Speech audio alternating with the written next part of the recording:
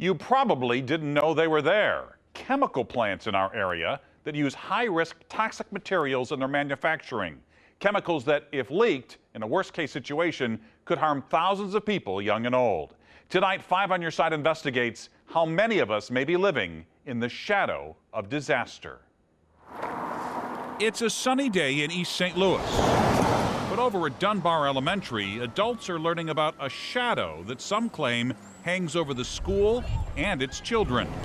Does it worry you that the possibility of these babies being close to it? Yeah. What's she talking about? Take a look.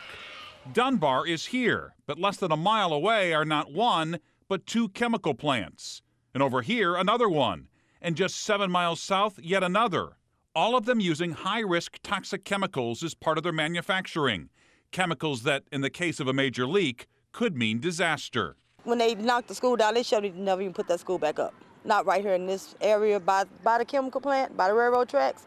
They never should have done it. We're concerned about these chemical plants all across the country. Abe Scar is the director of the Illinois Public Interest Group, or PIRG, a nonprofit that works in the public interest. And it's neighborhoods like this where this is not really unusual, is it? Yeah, unfortunately, many chemical plants or other public health threats are often cited in low-income communities, putting them at immediate risk if there's a large leak.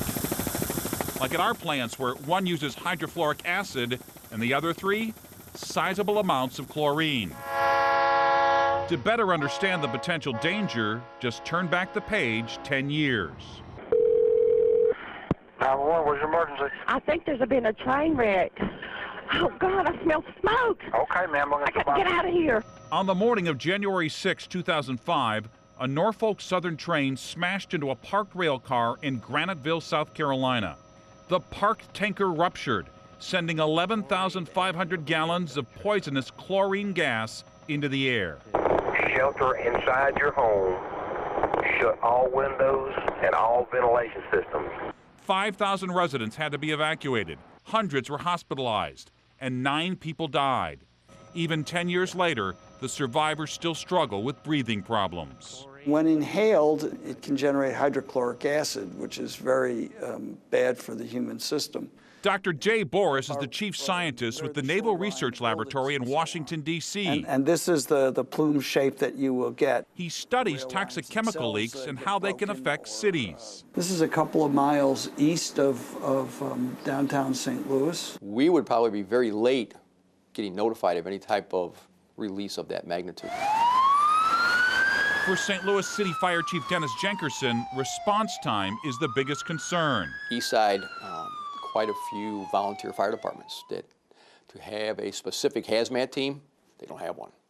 So I would say for us to be notified and get into the mix of what's going on, I'll say 30 to 45 minutes. Which Dr. Boris says is a problem. 3/4 of the people who were going to be casualties will already be casualties at that point, whether they're incapacitated or killed. In 15 minutes. In 15 minutes, yes. And here's something else to consider. The plants using chlorine estimate that in a worst-case scenario, a leaked chlorine gas plume could stretch as far as 14 miles, potentially reaching people on the Missouri side of the river. We want to be clear that all the plants we're talking about in this story all have strong safety records. And although they declined to go on camera, they all sent similar statements that say in part that safety is their top priority, and that they have drilled employees and work closely with area schools, first responders, and others to ensure immediate and appropriate action if an accident occurs. But in the meantime, Dr. Boris warns, the real danger here, I think, that things happen so seldom of a serious nature that people tend to become complacent. And back at Dunbar Elementary, the residents we spoke to said that living in the shadow of a potential disaster and not knowing anything is the most dangerous thing. do you think that people have a right to know? They have all the rights to know, especially if they have kids or elderly parent. They have the right to know. Abe Scar and others say that chemical plants can often use alternative, safer chemicals in their manufacturing. They point to the Clorox Bleach Company, which stopped using chlorine to make their product at their U.S. facilities. In fact, Illinois PIRG and other groups hope that the EPA will make it mandatory that all plants use alternative chemicals when possible. Finally, if you'd like to read the entire statements from the plants in our story, just go to ksdk.com.